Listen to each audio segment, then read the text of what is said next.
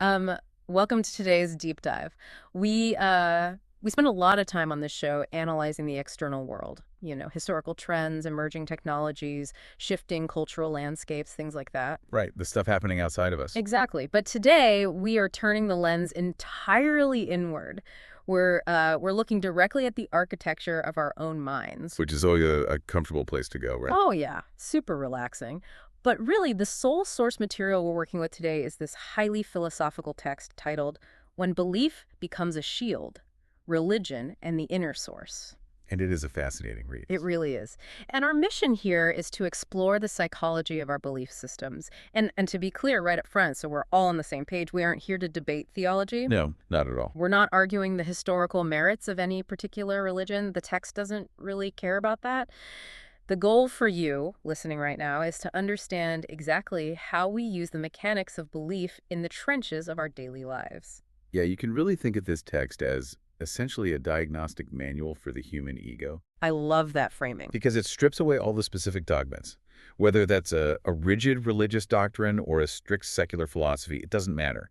It looks purely at the underlying psychological machinery. Just the gears turning underneath. Exactly. It zeroes in on this incredibly fine line between belief acting as a necessary tool for personal growth and belief acting as a highly sophisticated excuse to stop growing altogether. To just stagnate. Right. It forces us to ask how the frameworks we claim to hold most sacred can subtly become the exact mechanisms that keep us stuck. Okay, let's unpack this.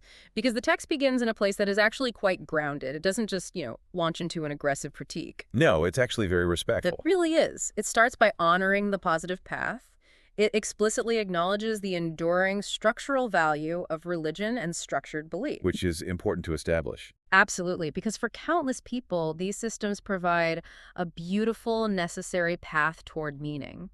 The text highlights how a healthy belief system fosters things like discipline, compassion, and self-understanding, It provides community. community, moral guidance, and perhaps most importantly, it gives us a shared vocabulary to even begin approaching the deepest, most unanswerable questions of existence. Yeah, it gives full credit to that structural beauty. When belief functions as intended, it builds a foundation for you.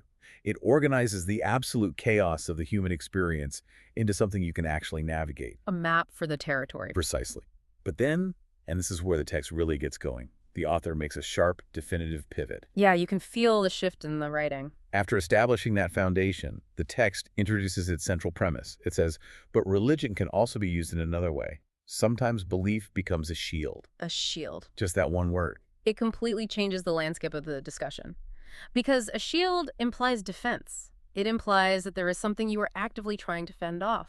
What's fascinating here is how the author describes the mechanics of that defense, because instead of a belief system encouraging self-reflection, which, again, was its original architectural purpose, it morphs. It mutates into something else. It becomes a justification for deeply ingrained habits, reactive behaviors, and destructive patterns that a person simply does not want to examine. They just don't want to look at it. Right. The language of religion, or the language of ultimate truth, is suddenly deployed to obscure reality rather than reveal it. Let me push back on that for a second, though. Sure. Because the text points out that a person hiding behind this shield might say things like, this is God's will, or this is my destiny, or this is what my belief system teaches. Very common phrases. Right, we hear them all the time. But aren't those phrases often used in moments of genuine faith? I mean, isn't surrendering to circumstances you cannot control the entire point of many spiritual traditions? Yes, absolutely. So how are we supposed to distinguish between a genuine surrender to the universe and using those phrases as a cowardly shield? That is the exact tension the text is exploring. That's a great question. Yeah. And the difference lies entirely in the psychological function of the statement. What it's actually doing for the person in that moment. Exactly. Yeah. Genuine surrender, according to the author, usually brings a sense of internal peace.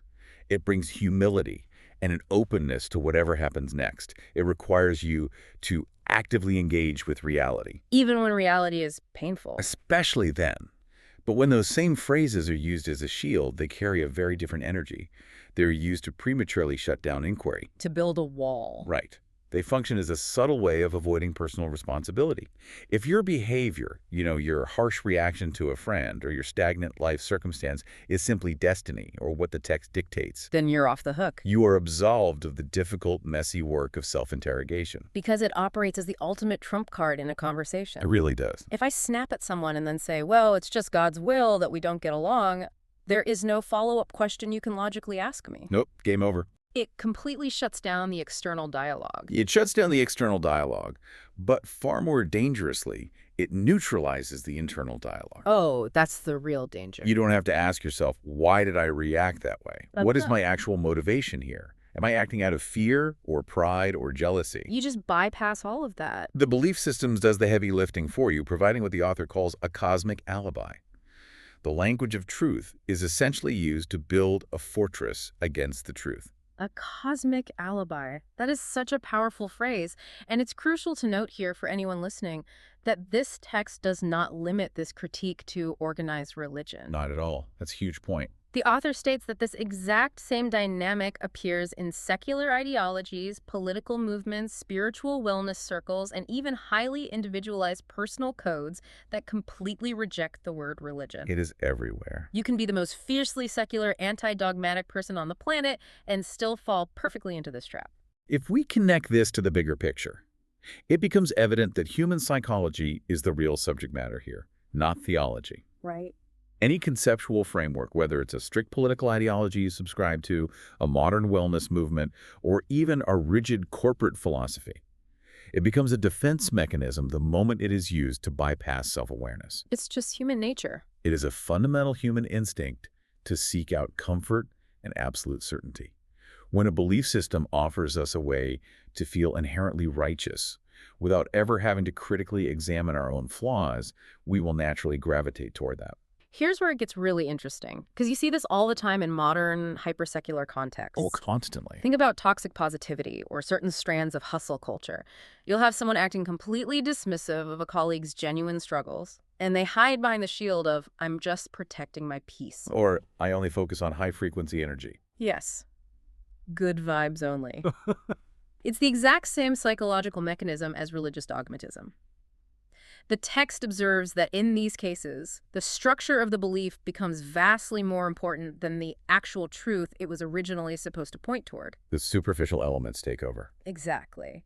The rules, the aesthetic, the identity label, they become the absolute focus.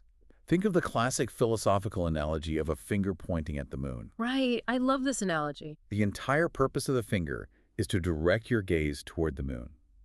And the moon represents the truth, the deeper reality, the genuine understanding. The actual substance. But when belief morphs into a shield, we stop looking at the moon entirely. We become obsessed with the finger. We just stare at the hand. We argue fiercely about the shape of the finger. We defend our specific finger against other people's fingers. We build our entire identity around the finger. We form subreddits dedicated strictly to finger-pointing techniques. Exactly. It becomes absurd. The danger, as the text synthesizes, is not the existence of religion or ideological frameworks. Those are just tools. The danger is using the framework as a substitute for simple, unglamorous honesty. We trade the incredibly hard daily work of self-awareness for the easy, unearned comfort of a structural identity. Which takes us right to the text's analysis of the lost art of inner transformation. This is where it gets really deep. Because if you look back at the historical roots of almost any major spiritual, philosophical, or ethical tradition, the original intention was never blind obedience to a rigid set of rules. The texts, the meditative practices, the communal rituals, they were not designed to give you a checklist so you could feel conceptually superior to your neighbor. That was never the goal. The intention was always transformation, interchange. The author actually lists 5 specific pillars that these traditions were meant to cultivate. Let's go through those. They are self-examination, humility, compassion, discipline, and alignment with deeper reality. 5 very heavy concepts. And what stands out is how active and difficult those qualities are. They aren't passive at all. No. Think about it. Self-examination requires a willingness to feel psychological discomfort. Humility requires the very painful admission that you might be wrong. Which nobody likes doing. Nobody. Compassion demands emotional vulnerability. Discipline requires sustained effort when you are tired and just want to quit. These are rigorous practices. They are. They are not passive states of simply agreeing with the doctrine.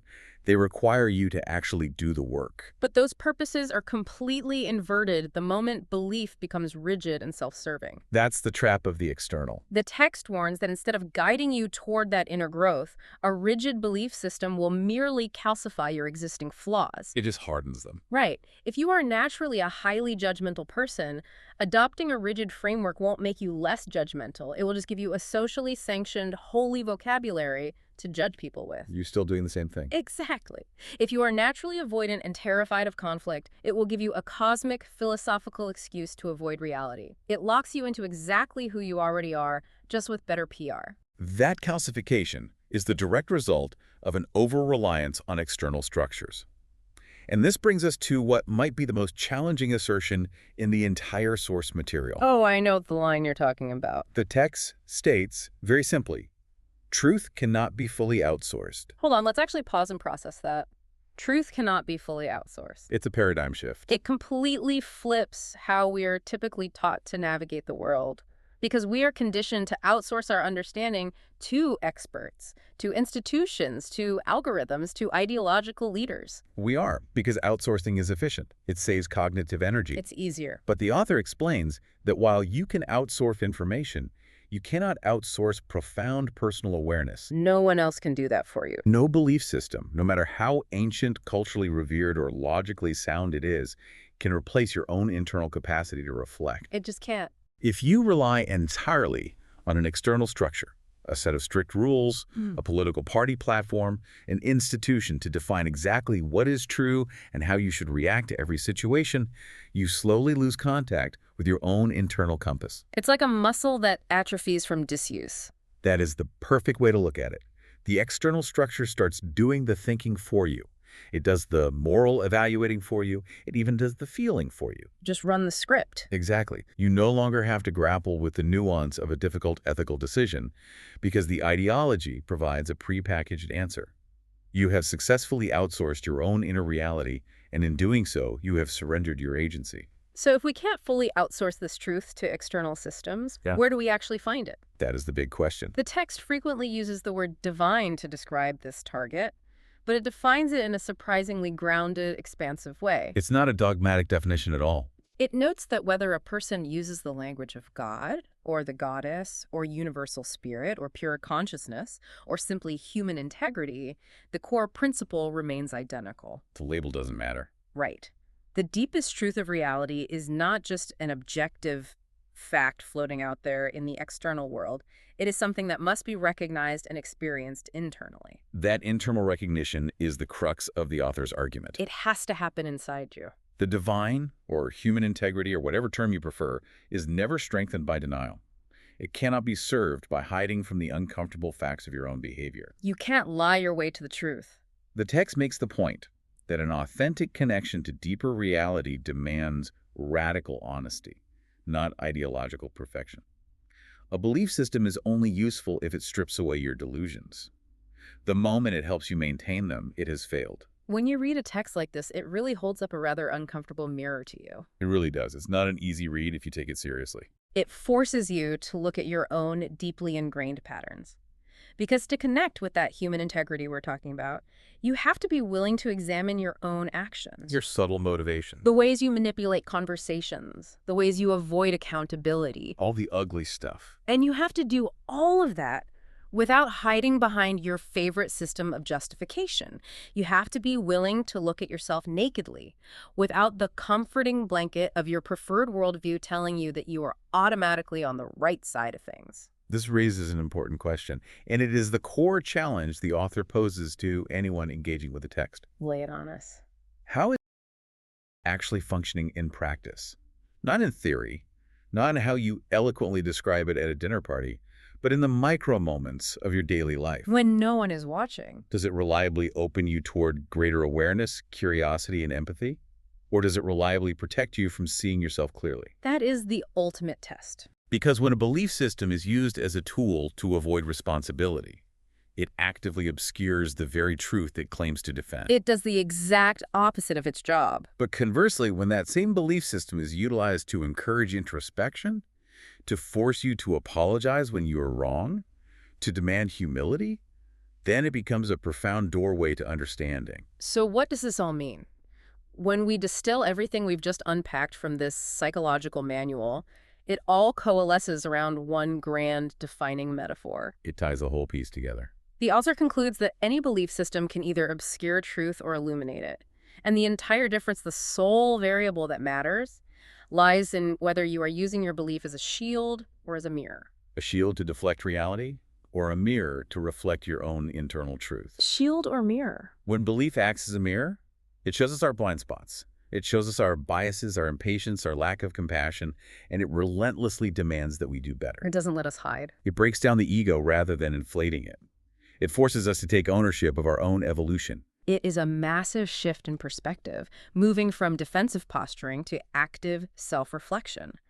And as we wrap up today's deep dive into the architecture of our belief systems, I really want to thank you for joining us on this exploration. It's been a heavy one, but a good one. Definitely. It is rarely easy or comfortable to critically examine the frameworks we hold closest to our identities. But that is exactly where the most meaningful friction, and therefore the most meaningful growth, actually occurs. That's where the real work happens. To leave you with something to mull over on your own time, building off this idea of the external versus the internal, consider this thought experiment. This is a great one to end on.